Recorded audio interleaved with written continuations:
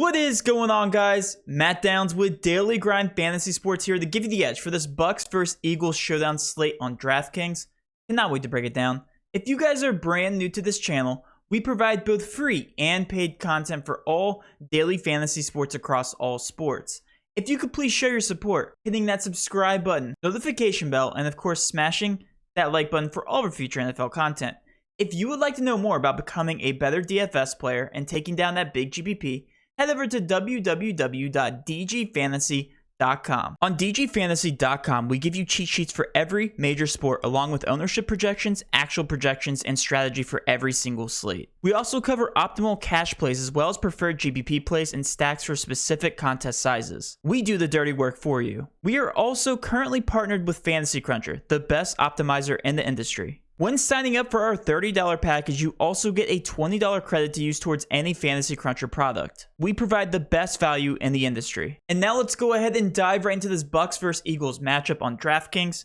I personally cannot wait to break it down. I want to give a quick shout out to our Prize Pick partner. If you guys haven't signed up for Prize Picks, first of all, go ahead and enter the code using DGF for 100% match up to $100. I'll be giving away a free play at the very end of this video. It is possibly one of my favorite Prize Pick entries to enter so far this season, so stay tuned to the very end. And we do give away a free Prize Pick every single slate. If you guys don't know what Prize Pick is, it's a simple betting app, a DFS app where you simply hit the over or under on any certain fantasy point projection. I'll go over that there at the very end of this video, but a very easy way to play DFS today. But let's go ahead and focus on the DraftKings perspective first. Let's go ahead and start out by going over the over-under on this slate. Right now, it's a 52.5 over-under here between the Bucs and the Eagles. Tampa Bay is a 7-point favorite. Should be relatively competitive. Should stay within striking distance here. But Philly is at home, so they do have that in their favor. And it is expected to be a relatively high-scoring game. With any team that plays against Tampa Bay, usually the game is higher scoring because they have the best offense in the NFL. I think that's up. I don't really think that's up for debate at this point. But they're projected to score 30 total points. Philadelphia projected to score 23. So hopefully they can keep it within a touchdown. And this does remain competitive. Defenses are probably not going to be in play. If you're going to lean one side or the other, go ahead and include Tampa Bay defense in your player pool.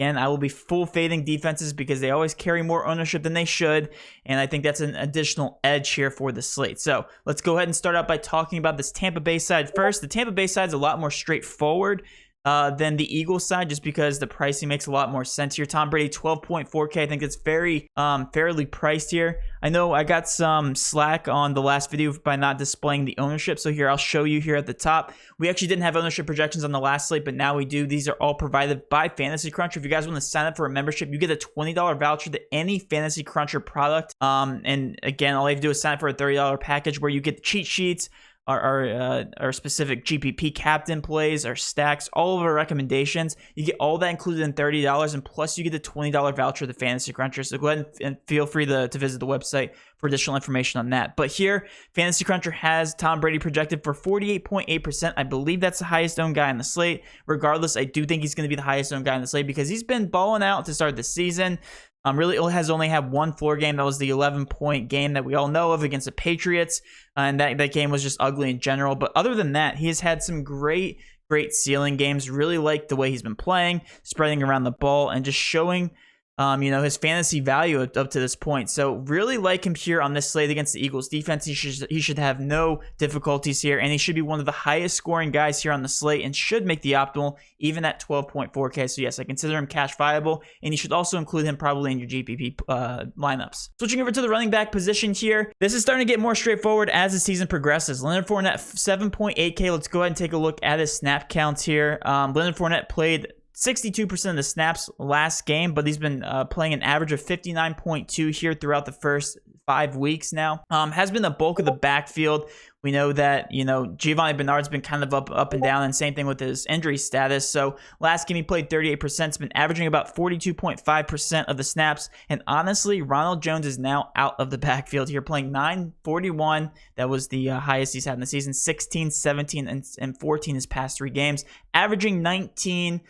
team snap percentages per game up to this point. So that's reflective here in his salary at $1,800. Giovanni Bernard's kind of been taking that third down kind of back role for this offense, and he's gotten a touchdown in his past 2 games. Now, the one thing I want you guys to pay attention to here is he's primarily used in the passing game, gotten 10 targets, got 2 in his last game, but he's gotten a touchdown in his past 2 games. I don't think that continues here. I think these are outlier performances. I don't think he gets as many looks as he has been.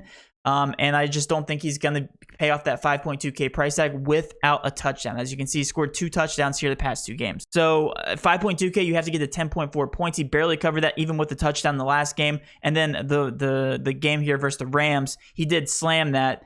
But again, I think that was an outlier performance, getting 10 targets there. Game script is really dependent here. They were playing from behind. They were playing from behind here against the Rams. I don't think they play from behind versus the Eagles. So you should expect a lot more. Leonard Fournette at 7.8K, and he's also involved in the receiving game. Got 12 carries and 20 carries his past 2 games. So yes, he is going to be a safer pick at 31.9%. Ownership-wise, he's kind of teetering on that edge. I do consider him cash viable. It's really going to come down to your builds. But at 7.8K, yes, I do think that's fair. I usually don't say that about Bucs running backs. But yeah, 7.8K for Leonard Fournette is the safest bet. And Ronald Jones really isn't that worth it unless Leonard Fournette or Giovanni Bernard goes down with an injury, knock on wood. Hopefully that doesn't happen. 1.8K, just really not worth it. I'm really just looking at Leonard Fournette and Giovanni Bernard. Bernard more of a GBP option for me. Switching over to the wide receiver position here. This one's also been pretty straightforward. Mike Evans had that ceiling game we were all waiting for. Last game got 32.3 points here versus Miami Dolphins. Got 8 targets and 6 receptions. Also got 2 touchdowns. That is without Gronk. Keep in mind that Gronk is also out. So we know that Tom Brady likes to favor Mike Evans in the red zone there. But Chris Godwin has been the more consistent target here, getting, 13, 5, 7, 5, and 11 targets. Those have all been very, very consistent. So if you're looking for consistency, Chris Godwin. If you're looking for a boom or bust player, I think Mike Evans is the way to go here. 10.2K and 9.4K are both very expensive. It's going to be very, very tough to put both of these guys in your lineup. So yes, I do think the slate's going to break wide open based on these two, whoever's going to have the better game. And then Antonio Brown at 8.2K is also interesting because he technically scored more points than both of them last game. As you can see, he is also a true definition of boom or bust. 34.4, 13, 2.7, 26.7, and 8.2. And that's really just based on the amount of targets that he gets once he's on the field.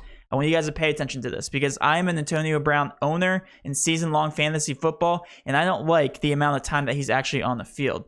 65%, 44 week 2, was obviously out for week 3, 51% and 57. Those are very low numbers for an 8.2K price tag. Yes, you can look at his box scores and say, yeah, that makes a lot of sense. But it's just risky. And I know that Tom Brady does like Antonio Brown, but he also likes Mike Evans and Chris Godwin. It's just a well-oiled offense in general. If I had to put a stake in the claim on Antonio Brown, I would say he kind of regresses as the season goes on, strictly because of his snap counts, okay? Might be a contrarian opinion here, but at 8.2K, yes, he's going to be more of a GPP play. And Mike Evans, Chris Godwin, I really do think they're going to split in ownership. And as you can see here, if you look at the Fantasy Country projected ownership, 31.7, 32.1, and 29.2. So really, people don't know what to do with these price tags. They make it very hard to get more than 2 of these guys in your lineup. If you want to try to get all 3, I mean, by all means, that'll be a very contrarian lineup. But yeah, one of these guys is going to have a floor game. The other 2 are going to do well, or just one of them, depending on who gets those touchdowns in this game. So Tyler Johnson at 1K is also kind of interesting, and I'll show you why. Tyler Johnson has been playing in the place of Scotty Miller. Where's his name? Tyler Johnson, 5%, 27%, 47% of snaps, 22. And this was the game here without Scotty Miller, I do believe. Just want to confirm that. Yes, last week, week 4 and 5, he played 22 and 51% of snaps. So that's actually very, very good for a 1K price tag. And I do like Scotty Miller here. Again, if he's going to see the field that often, I forgot to give him a thumbs up, I think. Yeah, Tyler Johnson at 1K really does make sense if he's getting, more than a couple targets, because you only have to hit 2 DK points. And I do like him for value. He even got 2 targets here versus the Patriots, just didn't catch the ball. So even I think that's worth it here at a 1K price tag. I think he's a fantastic value option, especially if he's going to see over 20 to 50% of the snaps. He's not going to outsnap Antonio Brown, but without Gronk on the field, they might look for more receiving options here. And Tyler Johnson has been doing very, very well here in the past 2 games. 7.2 points is very good for him.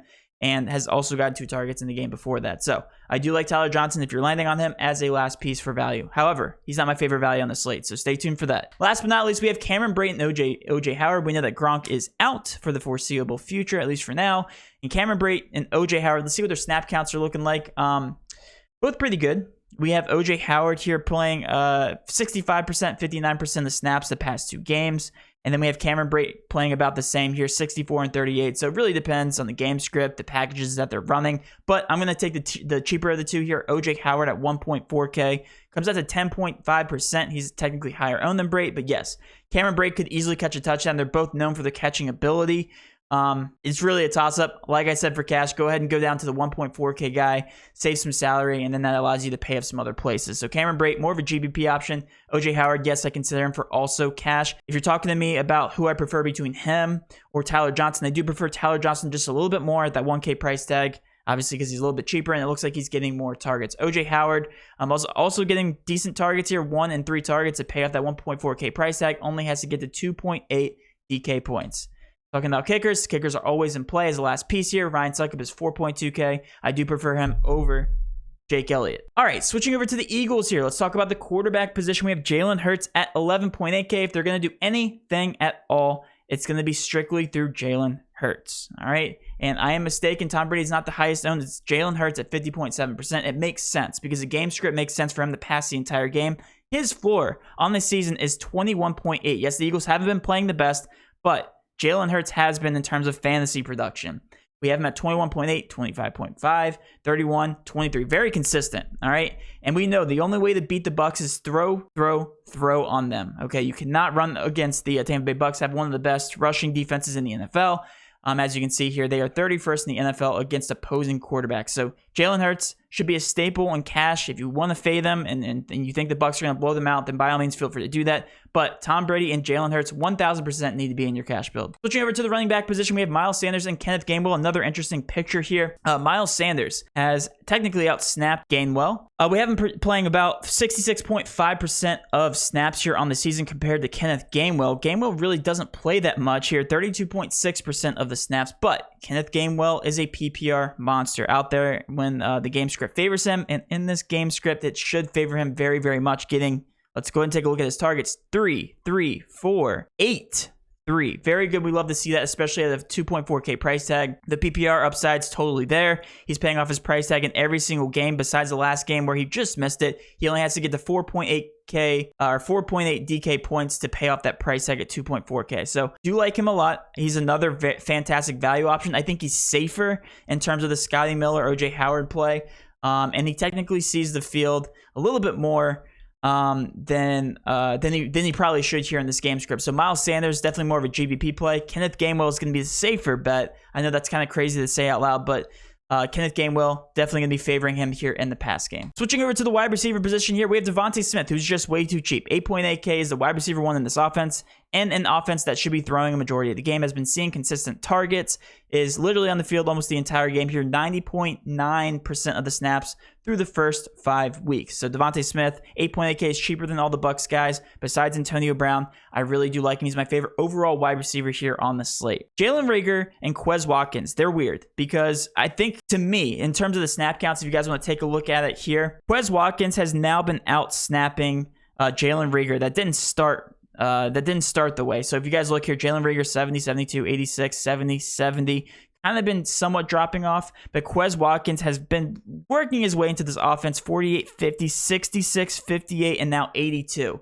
To me, it looks like he is now becoming the wide receiver 2 on this offense. It looks like they're playing him a little bit more than Jalen Reagor, and Jalen Reagor just historically is not that good. So at 5K, I do like him for GBPs. Quez Watkins, I do prefer him over Devontae Smith. I don't prefer either one. It's not like I'm in love with either one, but if I'm going to one or the other, it looks like Quez Watkins is the way to go. Has been outperforming him, as you guys can see. Both of them, their numbers really aren't that pretty, but 16.7, 6.6, 6.3, 7.8. And again, to match his price tag there, you have to get to about 9.2 points. So, he can do that in a game where they should be throwing from behind the majority of the game. I'm going to go ahead and uncheck all the other wide receivers. As you can see, they really don't play that much here. Greg Ward, an average of 26.2% of the snaps. That's just a little bit too low for me here. I know he's $800. If you want to include him in GBPs, feel free to do that. I'll go ahead and check him. I don't hate him, but he's just really not a consideration there in terms of upside unless he catches a touchdown. So Greg Ward really not in play there for GBPs or for cash.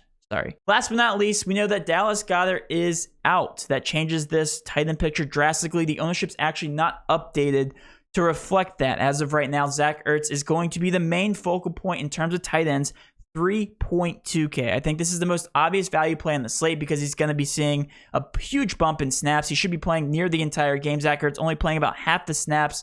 Once Dallas Goedert is playing, should see somewhere between that 70 to 80% range. We know that he's heavily targeted in the passing game, has been very comfortable here in this offense, been getting consistent targets every single game. He is by far my favorite option.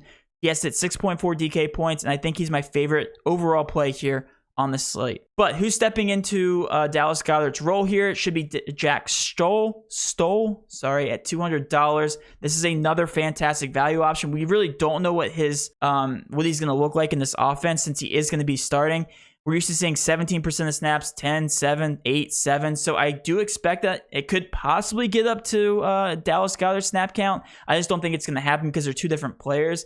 But I wouldn't be surprised if we see over 50% of snaps played for Jack Stoll. And at $200, he literally has to catch one ball to pay off his price tag. So yet another fantastic value play. These two are my favorite overall value plays on the slate. I don't mind stacking both of them because, again, you're paying a combined $3,400 for two tight ends that should be out a majority of the game.